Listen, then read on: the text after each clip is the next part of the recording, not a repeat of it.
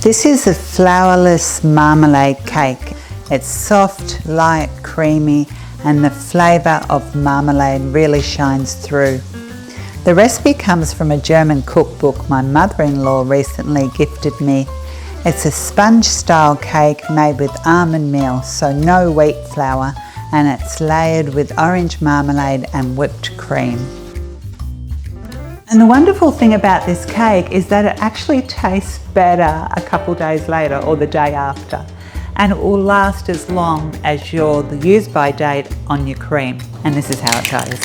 Preheat your oven to 170 degrees Celsius with a fan, or 190 without a fan. Into a bowl, crack 8 room temperature eggs. And beat these until they're fluffy. Then measure 200 grams of caster sugar and add a pinch of salt to the sugar.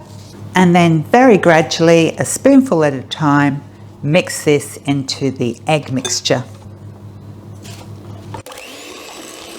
This will take between 3 to 5 minutes, and if you've got a powerful blender like mine, probably more to the 3-minute mark. And after which time the mixture should be really thickened up and almost fill the top of the bowl. And in a bowl, measure 250 grams of almond meal, and to it add 50 grams of corn flour or cornstarch, 1 teaspoon of baking powder, a teaspoon of finely grated orange rind. Now, if you use a microplane or your finest grater, it's actually the finely grated rind of 1 orange. And also the finely grated rind, 1 teaspoon of a lemon. And mix this together. I like to mix this part quite well so the orange and the lemon is distributed evenly throughout the almond meal. And then take your fluffy eggs with the sugar added, and just a little bit at a time, a quarter at a time, fold this through. And again, similar to the carrot cake I posted a few weeks ago, there's no oil or butter in this recipe. The fat comes from the eggs. And the recipe does actually call for a springform pan. This is 26 centimetres and the recipe said 28 centimetres, but either or. And pour this mixture into the pan. And place this in the middle of the hot oven for between 35 and 40 minutes. Check it after 35. And what I've found is after about 20 minutes, if the top's looking a bit brown, I just gently lay on a bit of alfoil and continue cooking it. The sides of the cake are decorated with almond meal actually, which is toasted. So into a dry fry pan, place 100 grams of almond meal. And all you want to do is toast this. It doesn't take too long, about 5 minutes, over a medium lowish heat. But you don't want to burn it, so just stir it occasionally. Almost constantly. And the almond meal's turned a lovely light golden brown colour, and that's what you want. And it smells good. And that needs to cool completely because that's for the decoration.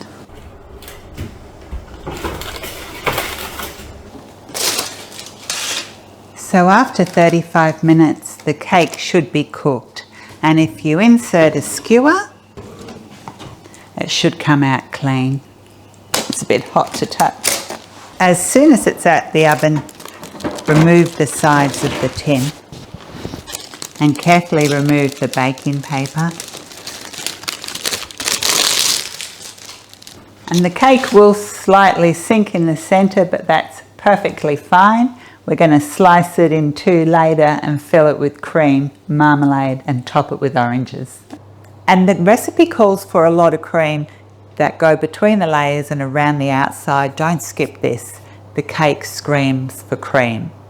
And the recipe calls for 800 mils of cream.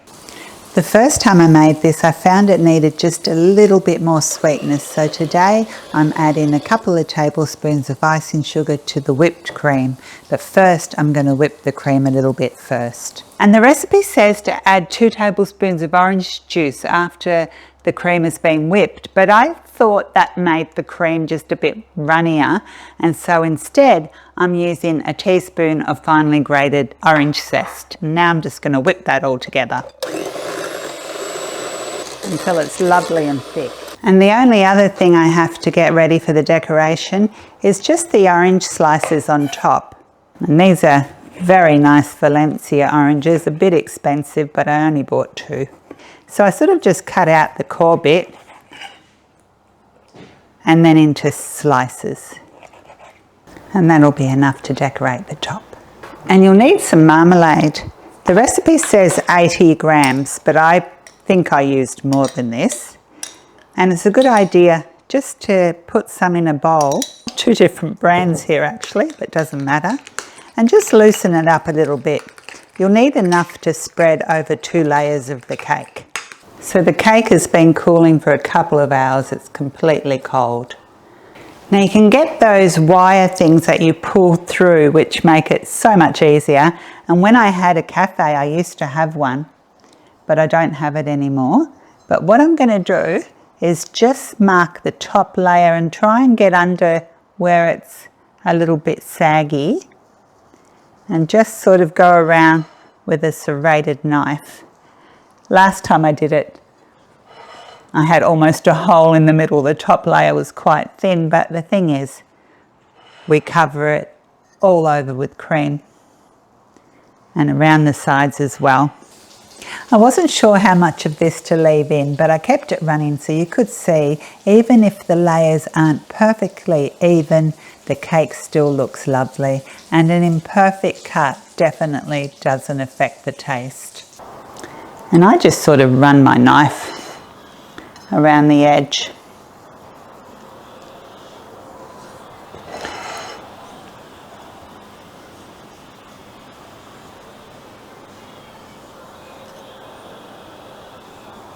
And by the time I've done that, it should all come off. Yes! You put a layer of jam, and I like to lay it on thick.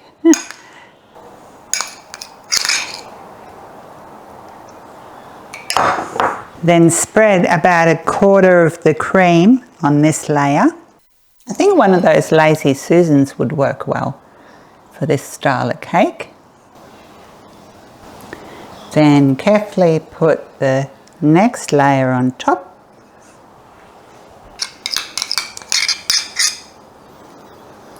Followed by a layer of marmalade. And then another 1/4 of the whipped cream. The final layer of cake. And the remaining whipped cream all over the top and the sides. Now this cake has to be refrigerated for 2 hours and then it firms up and it cuts really beautifully because of the almond meal, and the cream holds it all together. Switch to a knife. Right, that looks pretty good. Now the almond meal around the side. Now this is what I found to be the most tricky part, to be honest, and it will make a mess, so just be prepared for that. So all I did last time was get the toasted almond meal, pat it a handful at a time around the sides. And if you start at the top and let it fall, then you'll get that side at once. It does give it a nice flavour, enhances the almond taste in the cake, but it also looks pretty.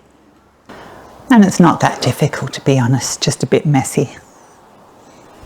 And the final step is just to put the oranges,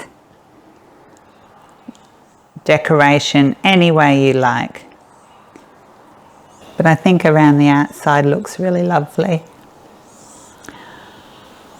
You've got enough oranges overlapping. Oops, looks really nice. There you go. Looks pretty to me. And that now goes in the fridge for 2 hours, and then I'll take it out, clean up the plate, and have a nice big fat slice.